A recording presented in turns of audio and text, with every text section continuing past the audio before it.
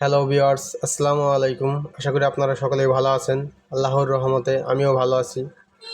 আজকের ভিডিওর টপিকটি হলো আপনারা আপনাদের কম্পিউটারকে কিভাবে প্রোটেকশন দেবেন। যারা মূলত কম্পিউটার ইউজ করে থাকেন তাদের জন্য ভিডিওটি খুব উপকারী।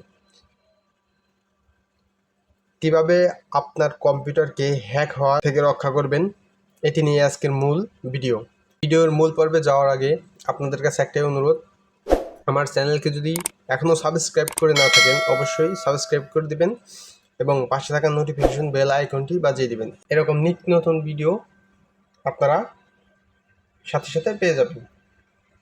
তো চলুন আজকে ভিডিওর মূল পর্বে চলে যাই।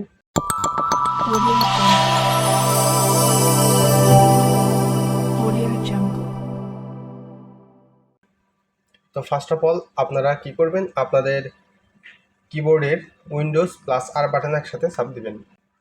এই সার্চ অপশনে লিখবেন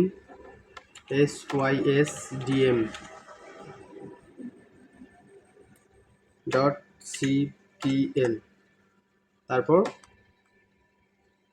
ইন্টার বাটন।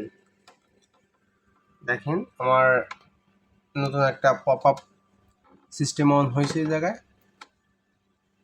এখান থেকে আপনারা দেখবেন সিস্টেম প্রোটেকশন নামে একটা অপশন আছে, এটাই ক্লিক করবেন। দেন একটু নিচের দিকে আসার পরে এখানে দেখবেন কনফিগার নামে এই অপশনটার উপরে ক্লিক করে দেবেন। দেন তারপর দেখবেন উপরের দিকে দুইটা অপশন আছে।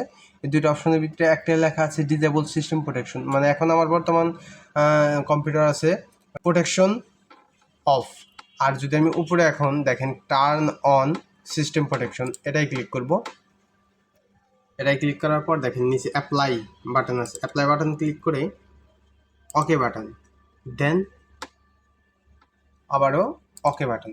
আপনার কাজ শেষ। আপনার কম্পিউটার এখন পুরোপুরি হ্যাক হওয়ার হাত থেকে সেভ।